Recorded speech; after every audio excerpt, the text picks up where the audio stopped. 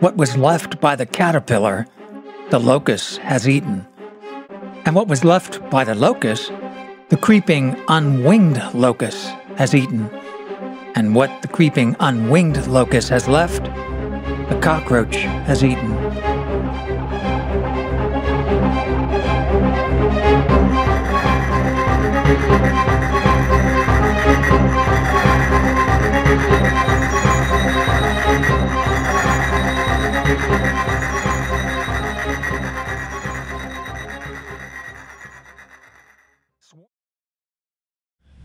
Well, it's October, and the Watchtower Society has had its annual meeting.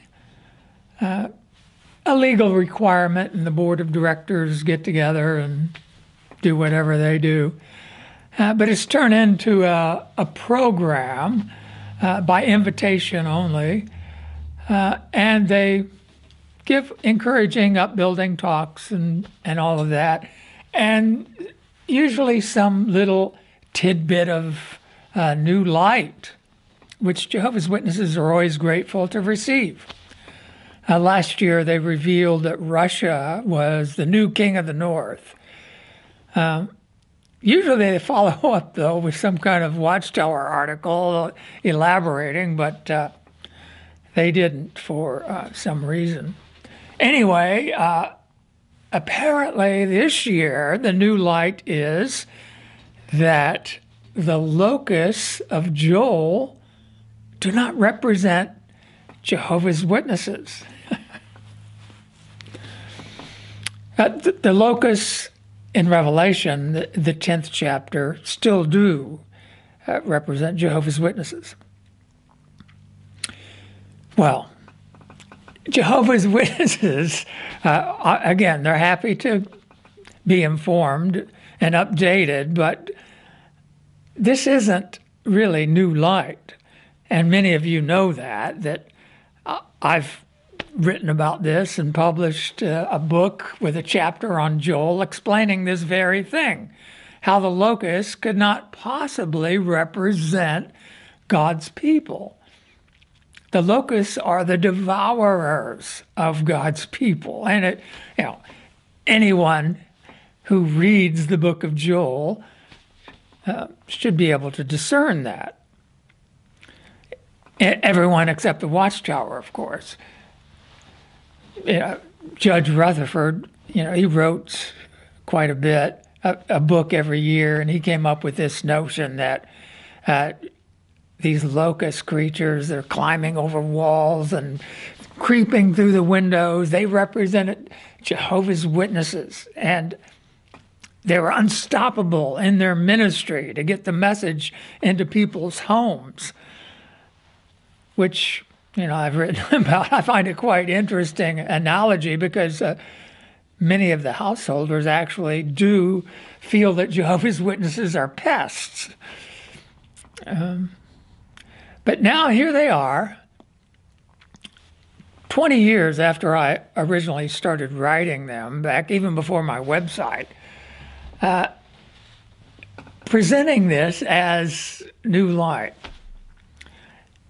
It's maddening to me. I mean, the hypocrisy it's disappointing, as Brother Sanderson used to say. How disappointing. This isn't a new thing, though. The Watchtower, whenever they come out with something, they present it as new light, that Jehovah has revealed something to them. Back, I don't know how many years ago, but into the 20s, the Watchtower was still celebrating Christmas and Easter and all of that. And then they dropped it. And, of course, years later, the Watchtower is recounting all these marvelous revelations of new light, and they counted that in. In the 1920s, we realized that Christmas had pagan origins, and so the book, The Two Babylons, written by Alexander Hislop, the first edition was written back in 1850, something around there. And of course, it went into quite a bit of detail about the pagan origins of Christmas and Easter. And the Watchtower quoted from it. It was recommended reading for all the Bible students back then. So obviously they were aware that Hislop, and still they celebrated Christmas for many, many years. But now the Watchtower touts it as new light, even though for 70 years it had been out there that Christmas was pagan. And so it's kind of the same thing with this new light on Joel. They're aware of what I've written. I actually called a governing body member back in 1998, and that was the topic of my conversation about the book of Joel. And he was, cordial and polite and listened to me up to a point. And then he had enough of me. And, how dare you think you know more than we do and all of that. And that ended that phone call. I've never called them since. And I set up the website and wrote a book and kind of did a data dump. If they don't want it, I'll give it to everybody else. Sort of like William Tyndale, one of the early Bible translators.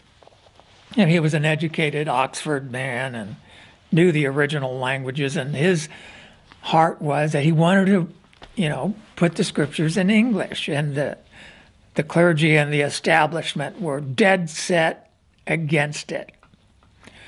But I think Jehovah used him, obviously put it into his heart. And he expressed his determination to his fellow scholar. And he said, if God spares my life many more years, says, I will cause the boy who drives a plow to know more of the scriptures than thou doest. And I think that's the way it works.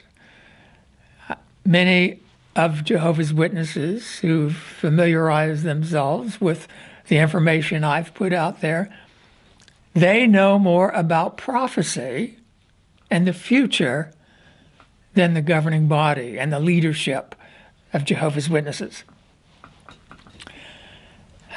That's the way Jehovah works. Yeah, I'm nobody. Yeah? Jesus said the rocks can cry out. But,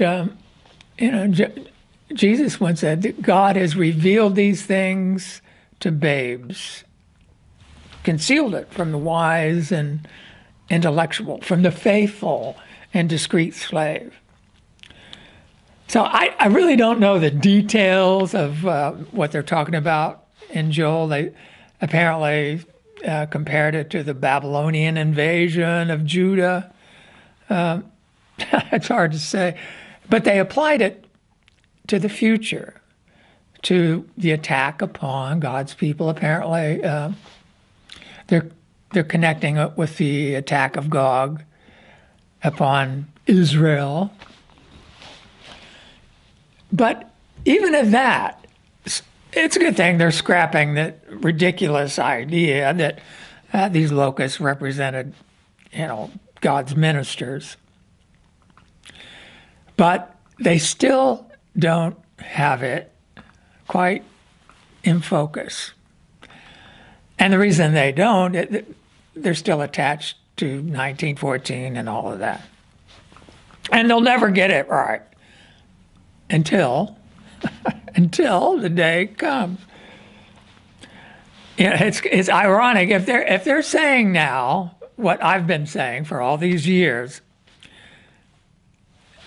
and apparently their talk at the annual meeting focused on the second chapter of Joel, but taken in totality, in context, there are 3 chapters in Joel. Jehovah addresses himself to the elders of his people. And it's interesting, on the day of Pentecost, when the Apostle Peter got up and, the crowd had gathered because they heard this rushing, stiff breeze blow through Jerusalem. And that's, of course, when the tongues of fire set on their head and they were speaking in foreign languages. And Peter explained to them this phenomenon. He said it was a fulfillment of Joel. And he said to occur in the last days. But the prophecy of Joel does not specify it occurs in the last days. The inspired apostle connected it to the last days. So that's interesting. The last days begin when the kingdom comes to power. Satan is thrown out, knowing he has a short period of time. So this book of Joel is, it was fulfilled in a minor way in the first century, but it's really about the coming of Christ. And in a way, I view the book of Joel as sort of a primer to unlock the hidden secrets of virtually all other prophecy. And I won't get into that here, but that's my point of view that I've written about. That's my perspective. Anyway, so the book of Joel opens speaking to, "Hear this, you elders, and pay attention, all you inhabitants of the land. Has anything like this happened in your days or the days of your forefathers? Tell about it to your sons, and let your sons tell about it to their sons, and their sons to the next generation." So it's a big deal. And then Jehovah talks about this coming swarming locusts that eat everything. And notice this next exhortation in verse 5. "Wake up, you drunkards, and weep. Wail, all you wine drinkers, because the sweet wine has been taken from your mouths. For a nation has come up into my land, mighty and without number. Its teeth are the teeth of a lion, and its jaws are those of a lion. It has devastated my vine and turned my fig tree into a stump." So now that the Watchtower has come around to sort of understanding what this is about, who do you suppose the drunkards are? It's the leadership of God's people who, in their stupor, do not understand Jehovah's judgments. And that is the governing body and all of those in Bethel, all their helpers and that whole organization. They're blind. They're spiritually drunk. The Watchtower coined that phrase, spiritual drunkards, and they applied it to Christendom. In fact, that's Rutherford said it was the clergy who were spiritually drunk. Well, what causes this spiritual drunkenness? Isn't it this feeling of intoxication with knowing the truth, being the exalted organization? Yeah, it causes this overconfidence, this stupefaction, if you will. That's why some 20 years ago, when me, a little nobody, called a governing body member and said, "Hey, you really need to reread the book of Joel. It's not what you..." Yeah, didn't accept it. Spiritually drunk. How dare you? You think you know more than the governing body. So Jehovah's going to have to slap him around a little bit and get him sobered up. And but when God says that these locusts have devastated my vine and turned my fig tree into a stump, that is revealing that God has a possession that is devastated. an organization. Jehovah's Witnesses couldn't be God's organization. They're guilty of child abuse. Well, yeah. That's why Jehovah is allowing this calamity. That's the judgment. That's what happens when Christ comes to judge the house of God. In the 2nd chapter, these locusts are called Jehovah's military force. The Assyrians were God's military force. They took out the idolatrous 10 tribes. Babylon was Jehovah's military force. They took out Judah. Judah was Jehovah's possession. He had his temple there. It's where Jehovah placed his name. They disgraced God's name. And so he brought in his military force. In fact, in the 2nd chapter where it says all faces have a glow of excitement, it's quoting verbatim from the book of Isaiah, where it's describing the attack of Jehovah's military force, the Babylonians.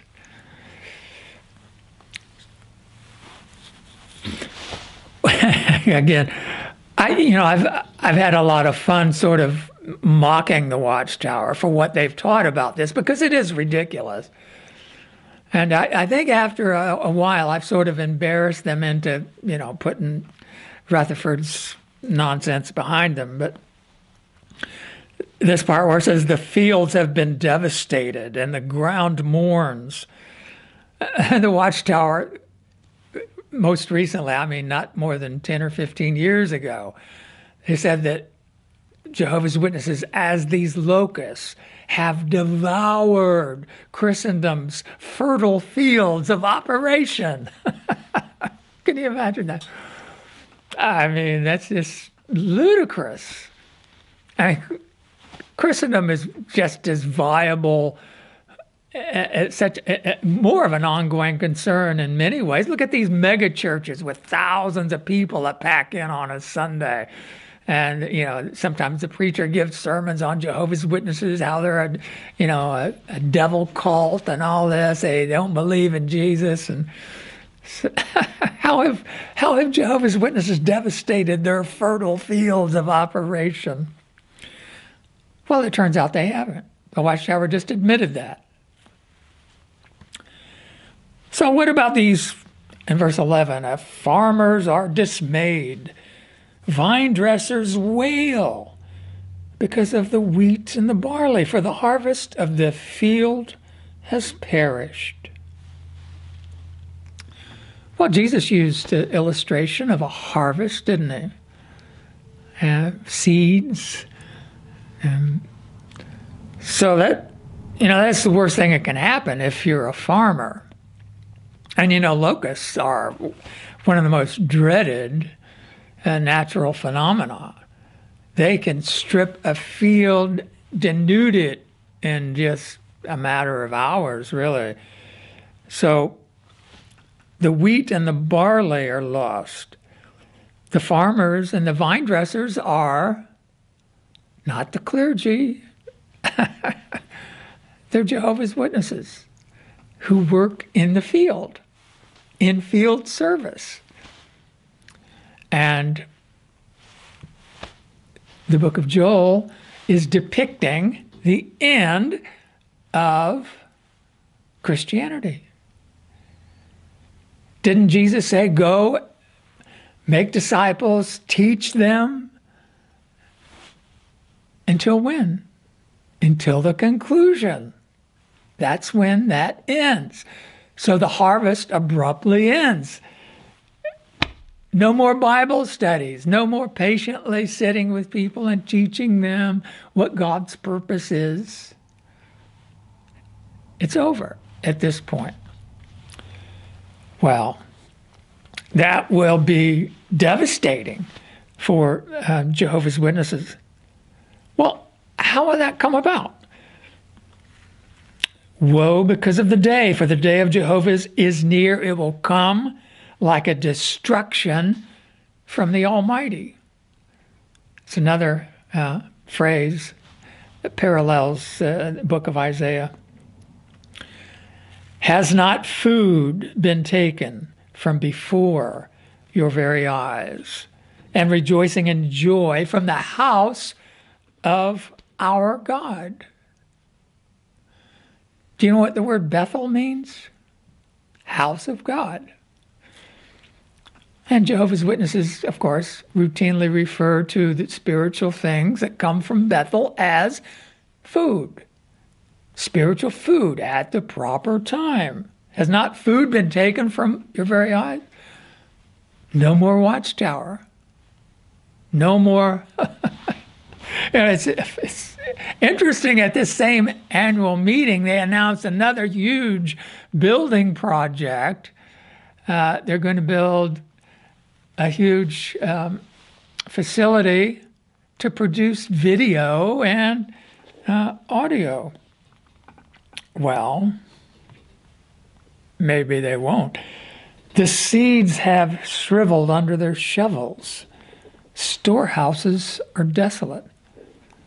So Jesus referred to the truth as a seed. The sower went out with seed. Jehovah's Witnesses go out with seed. A little tract is a seed, right? You plant them around. Some of them sprout. Most of them don't. But here the seeds have shriveled. No more. Storehouses are desolate. What's that? Branch offices? Watchtower, Walkhill, the printeries and factories. Granaries have been torn down, for the grain has dried up. Kingdom Hall shut down? Huh? They're already shuttering them as it is. That's the latest trend. Even the livestock groan. The herds of cattle wander in confusion, for they have no pasture. And the flocks of sheep bear the punishment. Not talking about literal livestock, right? Jehovah's sheep are going to be confused and dazed. No more spiritual food, no more meetings. What are they going to do? Where's the governing body's direction? They said that, follow the governing body. They'll give life-saving direction during the time of the tribulation. No, no, no. Well, what are you going to do then? You've been following the Watchtower all those years, and that's gotten you by. Well, this is how Jehovah places himself and in the center of our worship. Because the Watchtower has really taken an inordinate place in the lives of Jehovah's Witnesses. It's idolatry, a very subtle form of idolatry, and that's what Jehovah wants to correct. So those with faith will, what's it say in verse 19? To you, O Jehovah, I will call. For fire has devoured the pastures of the wilderness, and a flame has consumed all its trees. So, going over to the second chapter, verse 13, Jehovah exhorts his people, rip apart your hearts and not your garments, and return to Jehovah your God. For he is compassionate and merciful, slow to anger, and abundant in loyal love. So return to Jehovah. Obviously, that couldn't apply to the clergy who'd been tormented by this stinging message of Jehovah's Witnesses. How could they return to Jehovah? They've never been with Jehovah. So God recognizes that his people have been led astray, and his intention is to bring them back to himself. And notice, though, in the last part of that 13th verse, this is the second chapter, it says, he will reconsider the calamity. who knows whether he will turn back and reconsider and leave behind a blessing. So we're really talking about the Great Tribulation, right? And what did Jesus say? If God did not intervene and cut short the tribulation, no flesh would be saved. But on account of the chosen ones, he will cut it short. So that's what's saying here. God will reconsider and give a blessing. Again, to nail down that point that this is the tribulation, before them the land trembles. It's talking about before these locust invaders. And the heavens will rock, sun and moon have become dark, and the stars have lost their brightness. That's apocalyptic language. Jesus used that language, referring to the tribulation, and it's in Revelation as well. So that's the calamity that Jehovah brings upon the entire inhabited earth. And it allows Jehovah to become front and center through Jesus, of course. And Jesus, at that point, will reveal himself. That's the blessing. And the faithful are recongregated. And it goes on to say that Jehovah will drive the northerner into the sea. That's the locust. So here we have a connection with the king of the north, the northerner. You know, the literal armies of Assyria and Babylon, they were pretty much due east of Jerusalem and Israel. But there was a vast desert between the two. And so the armies would trek above north and come down into Israel and Judah. So they came out of the north. And that's connected with the king of the north. And during the time of the end, what happens? The king of the north floods over the land of decoration, God's possession. But then the king of the north comes against the mountain of decoration. That's different than the land of decoration. So here in Joel, God's earthly organization is devastated because he's done with it. No more printing. Why do you need a factory? Watchtower and all that is over. Jehovah has his people. He disciplines them, brings them into spiritual paradise. That's the blessing. He says he pours out the new rain and gives them everything they need. And no one else can enter into that congregation who has not been accepted into it at that point. Everyone else is on the outside.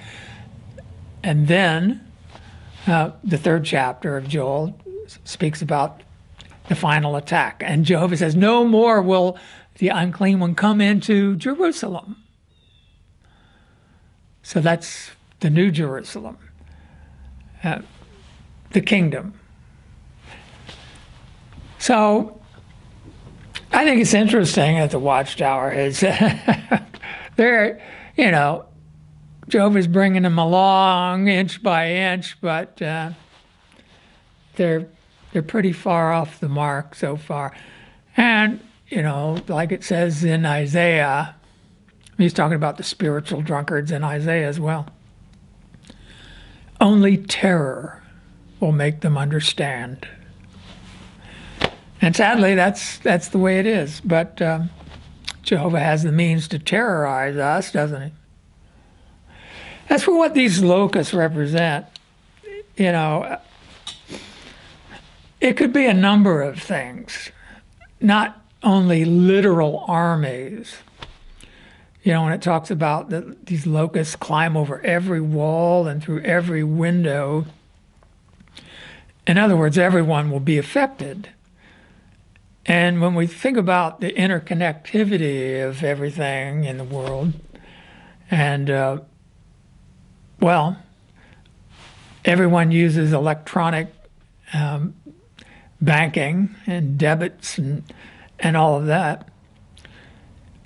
When that system crashes, it will be as if the marauders, the thieves, go over every protective wall, like say in a bank, through your computer window, and dissolve your cryptocurrency, whatever. Everything will be devoured.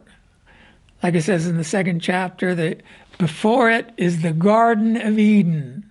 That's the world now. Lots of wealth. People are millionaires and billionaires, living the life of luxury. Of course, billions are living in abject poverty. But when Jehovah's army comes, all this wealth before this devouring locust army, like the Garden of Eden, and it devours it with fire, and behind it is a desolate waste. So the system that we live in now is going to be destroyed, absolutely destroyed.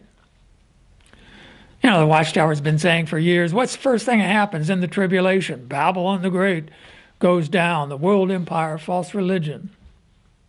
Well, that ain't the way it's going to happen.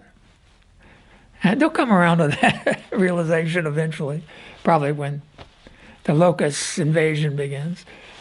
But yeah, there's I think obviously literal armies will be involved because we're talking about another world war. But it doesn't necessarily mean that every home is invaded.